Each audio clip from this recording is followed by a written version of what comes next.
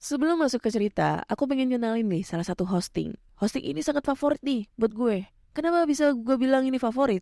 Karena hosting ini bisa menghasilkan cuan. Namanya apa? Namanya First Story. Nah, buat kalian nih yang nggak tahu First Story itu apa, jadi ini adalah platform palu gada baru yang paling keren, lengkap, dan mudah untuk membuat, mendistribusi, dan mengelola podcast kamu. Di First Story ini kalian bisa menggunakan fitur-fiturnya 100% gratis. Kamu bisa mengupload episode terjadwal dan mendistribusikan podcastmu di semua platform hits podcast kesayangan kalian. First Story menyediakan customer service yang luar biasa berkat tim yang berisikan podcaster berpengalaman. Kamu bisa share podcastmu tanpa ribet dengan F-Link yang akan mencakup semua link platform dan sosial mediamu. Dengan First Story Ads, kamu bisa mengakses monetisasi yang mudah dan beneran nih bisa kamu cairkan sesegera mungkin. Tanpa biaya tambahan dan tanpa ribet. Di garis bawahi, ribet gak pakai ribet ya. Jadi tunggu apa lagi? Gunakan hosting First Story sekarang juga. Hello? Hello? Podcast Network Asia. Lisir wangi seliramu tumaking sirno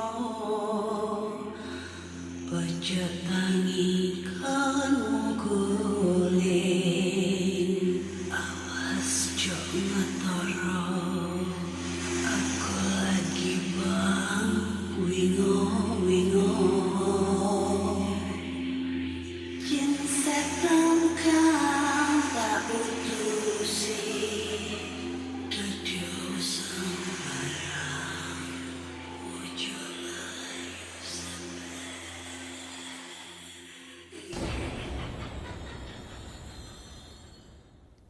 Hai Rek, ya apa kabare?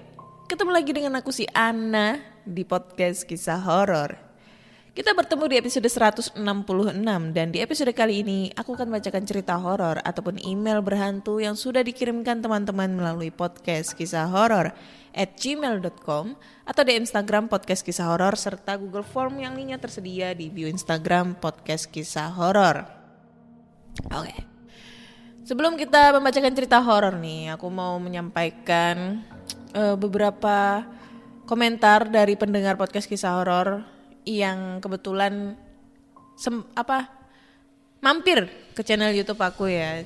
Banyak banget yang bilang, "Kak, kok nggak upload lagi gitu? Kok nggak upload lagi?" Jadi 2 minggu ini aku jarang upload di YouTube ya. Udah ya, insya Allah kedepannya pasti aku upload terus setiap 1 minggu sekali atau 1 minggu 2 kali aku pasti upload terus. Yang pertama mungkin karena kendala ini rumah kamarku habis bocor guys. Bocor terus kan, setiap hujan tuh bocor terus. Jadinya nggak nyaman banget gitu loh di kamar itu. Terus lagi direnovasi kan, bukan direnovasi sih, lagi diperbaiki jadinya. Yang bocor-bocornya itu belum selesai juga. Jadi kayak nggak nyaman banget gitu kalau misalnya kamar posisi dalam keadaan masih perbaikan, terus tidur di situ, terus bikin video di situ nggak nyaman. Ini aja aku tidurnya di samping kucing aku, anjir. Ini di samping anak-anaknya kucing aku. Nah, terus yang kedua juga karena kesibukan yang merajalela gua itu sebagai seorang guru, pengajar dan juga wakil kepala sekolah. Ya sama aja bagian kurikulum. Wah, sombong. Gini-gini gua wakil kurikulum anjir. Jadi sibuk banget cuy karena bentar lagi tuh anak-anak pada mau USP ya kan, tanggal 11 besok yang kelas 3 SMK USP. Terus besok ini anak-anak pada UTS, UAS. Jadi sumpah nggak sempat waktunya gitu loh. Terus besok juga nganterin murid-murid aku itu ada diklat seleksi buat ambil sertifikat pelaut. Jadinya nggak ada waktu gitu buat bikin video. Gitu. Tapi insya Allah mungkin mulai minggu depan lah udah mulai aktif aku tuh bikin video gitu, supaya teman-teman bisa melihat wajah aku yang aneh gitu ya, bukan yang cantik tapi yang aneh. Gitu guys. Terus aku juga mau ngasih pengumuman nih, nggak tahu ya kapan ya, insya Allah ya hari Kamis kan kebetulan aku ulang tahun nih. Ulang tahun aku. Jadi sebelum puasa tuh mungkin aku mau bikin video atau vlog di sana gitu, yang aku sebut Hotel Niagara ya. Aduh kebanyakan janji nih Ana. Kapan sih? Udah nggak usah banyak bacot, langsung aja ke sana gitu kan. Pasti banyak yang ngomong kayak gitu. Cuma kalau aku nggak ngejelasin dulu alasannya kenapa, pasti banyak yang ngejudge gitu, dipikirnya aku bohong, nggak kesana gitu. Makanya aku ngasih tahu alasannya kenapa belum bisa sempet kesana, belum bisa ngelakuin take podcast di sana dan lain-lain, karena ada kesibukan sendiri gitu dan harus mencari waktu yang pas gitu. Ya malum, aku kan anak mama gitu, anak mama sama anak bapak, bukan anak tetangga ya. Jadi harus mencari alasan yang pas banget buat kita keluar nginep di luar gitu, ya kan? Gue udah mau 31 nih besok hari Kamis, tapi masih dicariin kalau misalnya mau keluar kemana-mana. Iyalah belum nikah. Sedih cuy. Oke. Langsung aja kita bacakan cerita-cerita horor nih ya. Dan cerita pertama ini datang dari email. Nah nih. Cerita pertama ini datang dari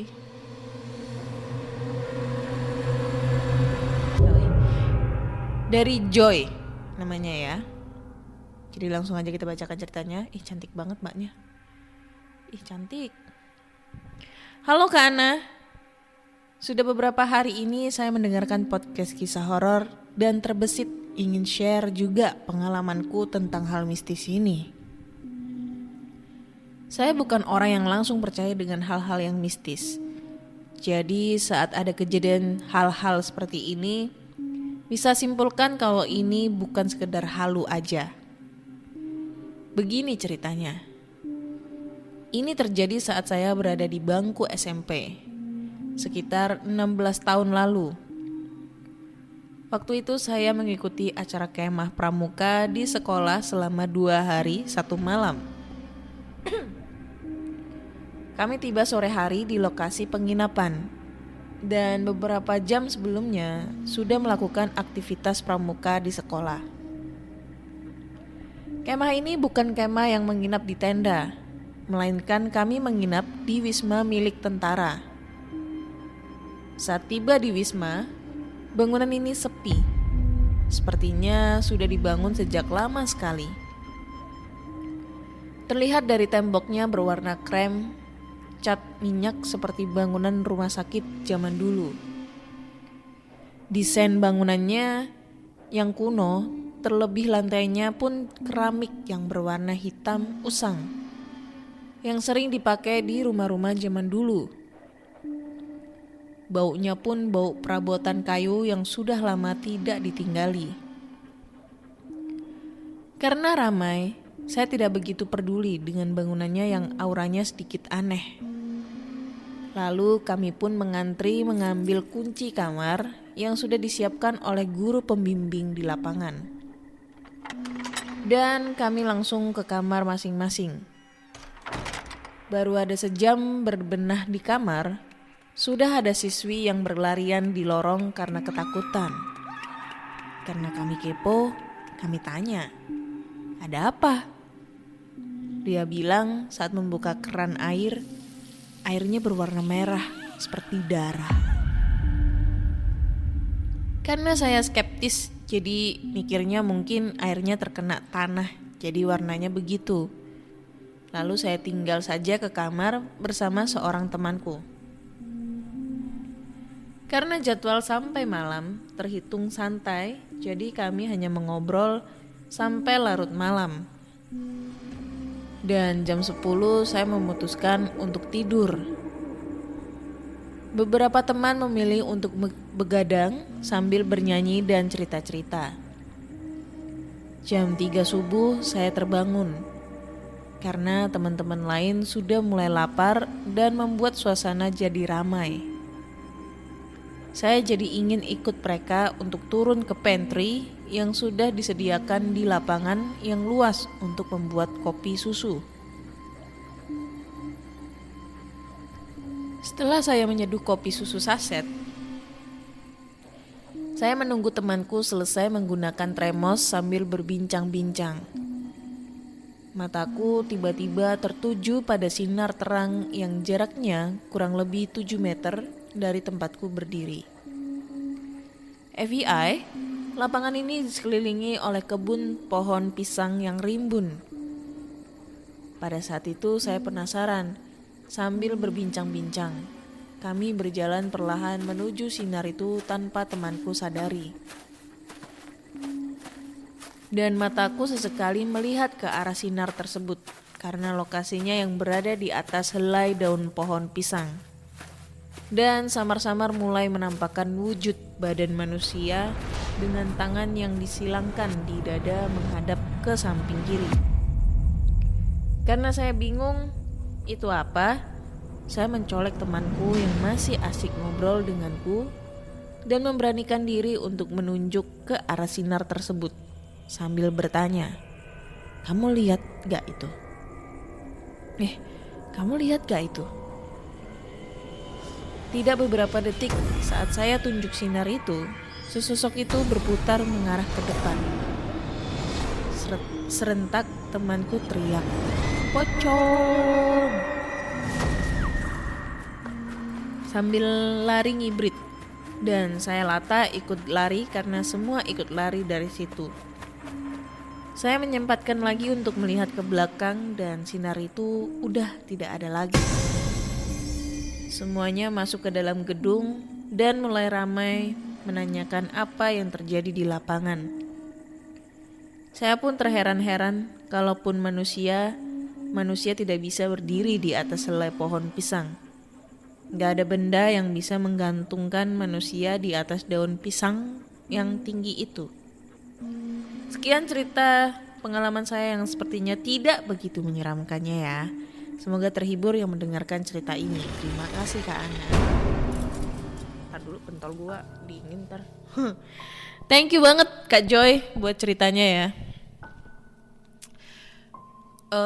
Kalau dibilang serem sih, ya ini karena gue pribadi tidak mengalami pada saat itu.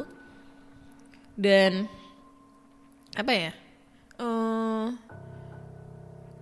mungkin kurang aura seremnya tuh kurang dapet banget gitu loh. Ya itu tadi, karena tidak merasakan hal-hal mistis gitu. Tapi gak tahu juga kalau Kak Joy, karena kan Kak Joy waktu itu yang mengalami gitu, dan teman-temannya. Pasti kalau misalnya pada saat itu di situ ada gua tuh ya bersama Kak Joy dan mengalami bersama, ya pasti bakal takut lah. 16 tahun yang lalu masih SMP, berarti wah tahun berapa ya? Ini 2022 dikurangi 16, tar dulu. Bodoh nih gua matematika. Siapa tahu kita seangkatan Kak Joy. Bedanya mungkin Kak Joy udah nikah, saya belum. Itu aja. 2022 dikurangi 16. Oh 2006 saya udah baru lulus SMP gitu ya. Baru lulus SMP 2006. Dibilang serem ya kurang greget ya. Tapi ya mau gimana lagi, emang dunia perkemahan itu pasti banyak acara sesi-sesi di kesurupan ataupun ngelihat sosok hantu. Nggak tahu kenapa ya. Pokoknya setiap kita mau berkemah, entah itu kemah di sekolah, entah itu kemah di bumi perkemahan, pokoknya judul perkemahan itu pasti ada cerita horor di sana. Nggak bisa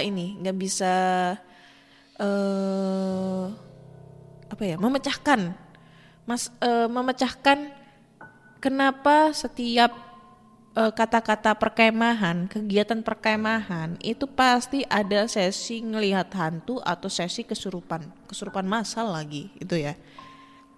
Ya kayak cerita episode kemarin tuh ada yang kesurupan, yang aku cerita kesurupan massal di sekolah. Terus kemarin itu apa itu yang cerita kesurupan massal juga di mana itu? Oh di sekolah di Medan itu ya kan? Itu kayak gimana gitu ya. Tapi kalau misalnya di bumi perkemahan itu gua pasti agak sedikit masuk akal ya kalau misalnya ada sesi ngelihat hantu atau kesurupan. Karena apa? Karena kalau misalnya kita itu ada sesi berkemah ya kan? Camping apa ya? Persami perkemahan Sabtu Minggu, tapi posisinya di bumi perkemahan ya, di luar gitu yang ada villa, ada kebun atau lain-lain. Nah itu gue masih masuk akal. Kenapa? Seperti ceritanya Kak Joy ya, masih masuk akal kita ngelihat sosok-sosok hantu. Yang satu kita nggak tahu medannya perkemahan itu, ya kan, tempatnya itu, tempat villanya itu. Karena kalau villa kan, setauku sesekali aja ditempatin. Kalau ada yang nyewa baru ditempatin. Terus kedua, setiap ada sesi perkemahan, ya kan, setiap ada kegiatan perkemahan pasti ada sesi yang namanya jerit malam. Nah, jerit malam ini yang keliling-kelilingnya itu yang bikin apa ya? Lebih horor. Yang memancing horornya itu pada saat sesi jerit malam. Kenapa tidak? Ya, pasti kan kalau misalnya kalian pernah mengalami namanya jerit malam, sesi perkemahan atau lain-lain, pasti ada salah satu teman kalian atau kakak kelas kalian itu yang berpura-pura jadi hantu, berpura-pura jadi kuntilanak atau berpura-pura jadi genderuwo. Dua sosok ini yang selalu laris di kalangan kakak-kakak kelas berwujud setan. Mana ada kakak kelas mau ini berwujud tuyul, ya kan? Masa ya mau dibotakin dulu rambutnya gitu, terus pakai kolor doang, terus keliling gitu. Atau mungkin dia sesi jadi genderuwo. Gimana jadi genderuwo itu? Berarti dia harus cari rambut banyak gitu, terus ditempel di tubuhnya. Atau jadi sesi ini, siluman ular. Gimana tuh? Ya, konsepnya jadi siluman ular kalau misalnya ada jerit malam tuh. Apakah dia menggeleot-geleot sambil menarikan nari ular?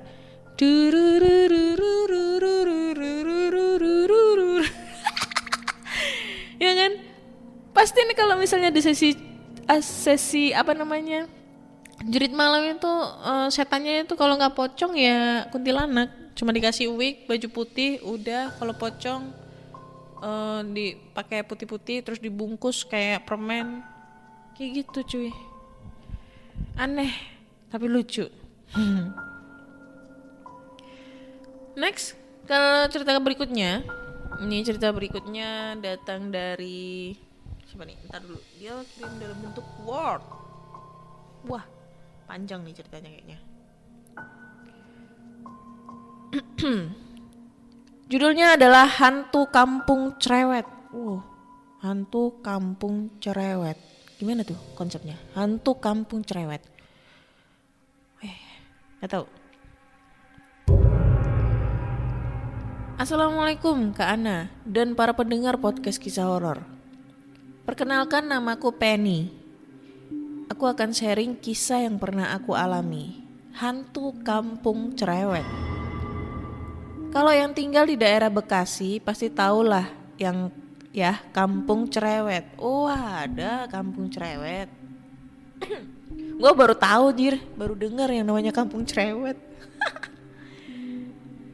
Kisahku ini dimulai saat aku akan cari pekerjaan pada tahun 90. Mungkin Kak Ana belum lahir, atau mungkin aku seumuran mamanya Kak Ana. Saya lahir 91 Kak, ya. 90 masih perencanaan di dalam perut. Aku awalnya tinggal di Kabupaten tinggal di Kabupaten B di Jawa Tengah. Pada saat aku selesai SMU, aku merantau ke Bekasi untuk mencari pekerjaan dan mencari pengalaman. Pada waktu itu aku tinggal di Bekasi di rumah kakakku di daerah Bekasi Timur, di salah satu perumahan. Untuk melamar pekerjaan diperlukan keterampilan terkait pekerjaan perkantoran untuk menambah keterampilan. Maka aku akan mengikuti kursus, yaitu komputer pada waktu itu. Aku mendaftar di salah satu lembaga kursus di Jalan R.A. Kartini, Bekasi. Aku kebagian jadwal jam 6 1 pekan 3 kali pertemuan. Pada saat berangkat ke tempat kursus dari tempatku dengan menggunakan kendaraan umum, kalau di Bekasi istilahnya koasi atau Koperasi Angkutan Bekasi. Aku keluar dari rumah pas azan maghrib menyetop koasi sampai terminal Bekasi. Pas turun dari koasi masih biasa aja. Setelah turun, karena kalau ke tempat kursus harus sambung koasi yang lain, aku udah gak sadar tuh. Tahu-tahu aku sudah di koasi lain yang di dalamnya sudah penuh penumpang. Aku bingung karena di dalam koasi kok penumpangnya pada diam semua dan pada nunduk. Mukanya pucat. Tapi aku pikir mungkin karena kena lampu koasi yang gak terang atau remang-remang jadi pucat. Di tengah perjalanan aku mendengar keneknya berteriak, "Kampung cerewet, kampung cerewet." Aku kaget lah, karena tempat kursus di barat sedangkan kampung cerewet di timur. Aku pikir salah naik koasi nih. Terus aku bilang, "Stop lah," sama keneknya. "Bang, stop, saya salah naik." Pas aku mau bayar, keneknya diem aja, pucat gitu wajahnya. Tapi koasinya berhenti. Suasana pas aku turun kayak di sinetron-sinetron berhantu zaman dulu lah, yang ada asapnya gitu. Gak terang, ya Kak Ana tau lah ya. Setelah aku turun dari koasi, aku nyebrang lah. Balik arah, naik koasi lagi yang ke terminal. Pas naik lagi, suasana koasi juga begitu remang-remang dan penumpangnya wajahnya pucat, diam, menunduk. Ada perempuan, ada laki-laki. Pas aku ngerasa sudah sampai di terminal, aku baru sadar dan aku bingung banget. Kok rame banget? Aku di mana? Aku istighfar sampai 3 kali, aku baru sadar ternyata posisiku nongkrong di bawah tiang jembatan penyeberangan antara terminal dan Pasar Baru Ramayana waktu itu. Kak Ana tahu nggak apa yang aku alami? Ternyata setelah aku sadar, sepatu yang aku pakai kotor sekali kayak aku habis bajak sawah. Belepotan lumpur semua, sampai ke betis. Aku bingung, dari mana aku? Kok kotor sekali? Terus aku gak jadi berangkat kursus. Aku pulang. Setelah sampai rumah, kakakku nanya, "Dari mana kamu? Kok kotor sekali?" Aku ceritakanlah kejadian yang aku alami ke kakakku. Kakakku kaget. Di kampung cerewet kan ada kuburan yang angker. Kata kakakku, aku dibawa atau diseret sama hantu. Tapi yang aku rasakan naik koasi. Demikian Kak Ana kejadian yang aku alami. Maaf ya kalau penyampaian ceritanya kurang urut. Tanda bacanya gak bener, karena baru pertama kali kirim cerita. Insya Allah lain kali aku kirim cerita dengan kisah yang lain. Pesanku untuk jangan keluar rumah pas azan. Kalau mau keluar tunggu sampai azan selesai. Terima kasih Kak Ana sudah dibacakan ceritanya. Tambahan, aku penggemar Kak Ana dan PKH selalu menemaniku saat berangkat dan pulang kerja. Rasanya hampa kalau nggak dengerin suara Kak Ana beserta batuk-batuknya. Ingat mas, anak sama suami di rumah ya. Kok sama suami? Ragil dong. Anak sama istri anjir. Ya habisnya masnya kelahiran enggak sih. Udah tahun 90, pas tahun 90 masnya ini lagi nyari kerja, ngerantau, gila. Sedangkan aku 90 masih perencanaan di dalam perut. Udah blending sih, mak gua udah blending. 91 udah brojol pas bulan Maret ini cuy.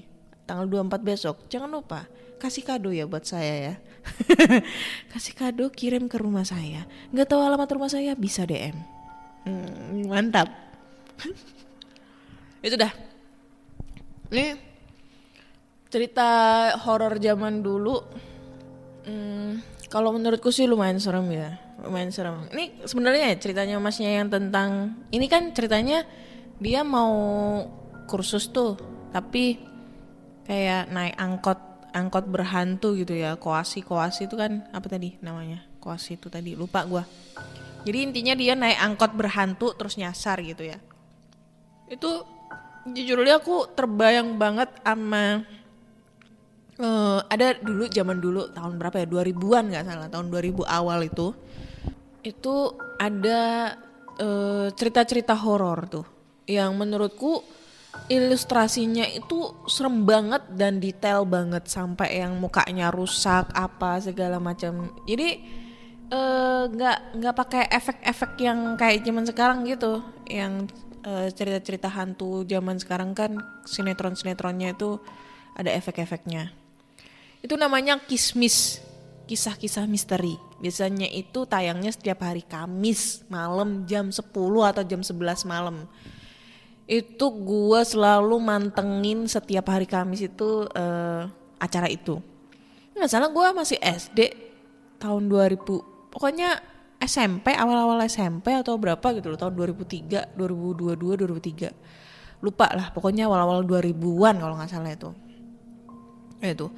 Itu tuh ada salah satu segmen adegan kayak mas apa tadi namanya, lupa aku. Itu mas itu tadi. Siapa sih namanya? Lupa. Ya itulah pokoknya. Itu dia naik angkot berhantu gitu loh. Naik angkot berhantu terus pada nunduk semua, pucat semua penumpangnya. Abis itu gak lama kemudian pas dia udah ngerasa aneh, gak nyaman dengan suasana seperti itu, pas balik badan, semua penumpangnya wajahnya rusak, hancur. Kayak apa ya? Ya kayak korban kecelakaan gitu lah. Itu ada lah. Kalau kalian penasaran tuh kalian bisa nonton di YouTube lah. Di YouTube tuh ada kok. Namanya Kismis, kisah-kisah misteri. Kalau generasi tahun 90-an itu pasti tahu, pernah nonton acara ini ya. Gak salah yang Arzetti Bilbina, gak salah itu hostnya itu. Kok Arzetti Bilbina? Lupa gue siapa hostnya. Itu dah. Terus ceritanya masnya ini juga ngingetin salah satu cerita. Gue lupa di episode berapa. Awal-awal lah episodenya itu. Jadi ada salah satu pendengar yang kirim cerita kalau dia habis naik kereta berhantu. Nah, jadi ceritanya dia naik kereta berhantu. Terus habis itu, habis itu dia naiknya itu dari mana ke mana gitu loh. Gue lupa, pokoknya di daerah Jakarta atau mana gitu. Dari mana, dari stasiun A ke stasiun B gitu ya. Nah, rute rel itu menjadi salah satu korban kecelakaan kereta apa gitu. Gue lupa kereta apa, bukan kereta Bintaro apa gitu loh, gue lupa. Nah, pas dia naik itu, pas nyampe ke kereta selanjutnya, ke stasiun selanjutnya, itu dia kayak apa ya, turun itu kayak merasa ngos-ngosan gitu loh. Pokoknya turun dari kereta itu dia ngerasa ngos-ngosan sekali. Padahal dia naik kereta tuh. Nah, dipikirnya dia sesek tuh, lagi sesek. Nah pas posisinya dia di dalam kereta itu dia ngelihat semua penumpangnya ya nggak diem, kayak maksudnya nggak diem yang digambarkan seperti cerita sebelumnya yang penumpangnya nunduk apa segala macam. Ya aktivitas seperti biasanya gitu, aktivitas biasanya kayak gitu. Tapi yang jadi anehnya pada saat dia turun di stasiun tersebut itu nggak ada apa namanya, nggak ada satu orang pun di stasiun tersebut. Jadi stasiunnya itu ya sepi banget, terus cuma ada nyala lampu remang-remang yang 5 watt warna kuning itu. Nah itu. Terus pas dia keluar dari stasiunnya itu, keluar dari pintu stasiun, itu ada orang nongkrong lagi makan nasi goreng. Ditanya dong sama orang yang nongkrong sama penjual nasi goreng, habis dari mana mas? Kok keluar dari stasiun itu? Gitu kan. Oh iya tadi habis dari A nih gitu. Tapi kok sepi ya mas ya stasiunnya? Pada kemana semua? Saya cari-cari nggak ada satu orang pun di sana. Kondekturnya juga nggak ada atau apa gitu loh. Gue lupa. Nah kaget dong si penjual nasi goreng sama yang lagi makan itu kaget. Ditanyain, serius mas gitu? Iya, ini tadi saya naik kereta turun di stasiun itu kok gitu. Nah masnya kaget terus cerita, loh mas itu stasiunnya udah gak aktif lagi, udah lama gak aktifnya, itu sebenarnya udah ditutup gitu. Jadi gak ada kereta yang berhenti di situ. Nah terus ditanyain lagi, masnya naik kereta apa gitu kan. Terus dia si pencerita tuh bilang, oh ya naik kereta ini mas gitu kan. Contoh lah naik kereta Argo gitu. Terus yang makan nasi goreng itu tambah kaget, shock lagi gitu. Loh mas, kereta Argo kan udah lama gak operasi. Udah apa tuh kemarin dia bilang, udah lama gak operasi karena kecelakaan. Dan bangkai keretanya itu ada di gerbong stasiun tersebut gitu. Pas dia ngecek lagi ke sana sama si penjual nasi goreng sama yang pembeli itu, dia kaget. Jadi posisi di stasiun itu sepi sekali, berantakan, dan apa ya, kursi-kursinya pada berantakan, dan emang posisinya tertutup pakai tutupan asbes seng gitu. Dan yang dia lihat di situ bener ada gerbong kereta yang udah nggak aktif, bekas kecelakaan didiemin di situ. Jadi dia sama nih kayak ceritanya mas yang barusan itu. Jadi dia naik kereta, dia jalan kaki sepanjang rel dari stasiun A ke stasiun B. Jadi dari stasiun A, stasiun B itu dia jalan kaki sepanjang rel kereta itu. Tapi dia ngerasanya dia tuh naik kereta. Gila gak itu? Seberapa capeknya kalau misalnya dia sadar jalan kaki sebegitu panjangnya, jauhnya ya. Apalagi masnya tadi ceritanya dia kayaknya itu jalan kaki, gak naik angkot. Tapi berasa naik angkot. Ini udah 2 kali yang aku temuin cerita seperti ini sebenarnya. Kalau dibilang ini serem sih sebenarnya. Dan kita nggak bisa ngebayangin ya kalau situasinya pada saat itu naik kendaraan umum, tapi di dalam kendaraan itu banyak banget sosok-sosok yang sebenarnya udah meninggal. Berasa kita dikelilingin hantu cuy. Kita masuk di konferensi persnya hantu itu, gila. Serem, anjir. Oke deh. Kayaknya cukup sekian dulu cerita di episode 166 ini ya. So buat teman-teman semua, jika kalian punya pengalaman cerita horor nih ya, kalian langsung aja kirim ceritanya ke podcastkisahhoror@gmail.com atau di Instagram Podcast Kisah Horor serta Google Form yang linknya tersedia di bio Instagram Podcast Kisah Horor. Jangan lupa follow juga Podcast Kisah Horor di Spotify dan di Noise. Dan jangan lupa kasih rating bintang 5 di Spotify dan komentar, kasih tinggalin tinggalin komentar kalian di Noise. Karena di Noise kalian sekarang udah bisa ninggalin komentar kalian di setiap episodenya. Yang nantinya bakal aku bacain nih komentarnya di episode berikutnya. Dan jangan lupa subscribe juga channel YouTube aku namanya Anna Olive. Subscribe, like, komen, dan share. Agar aku lebih semangat lagi nih bikin konten YouTube nih. Biar hidup nih ya kontennya ya, gak mati suri lagi. Akhirnya saya Ana undur diri dan bye-bye.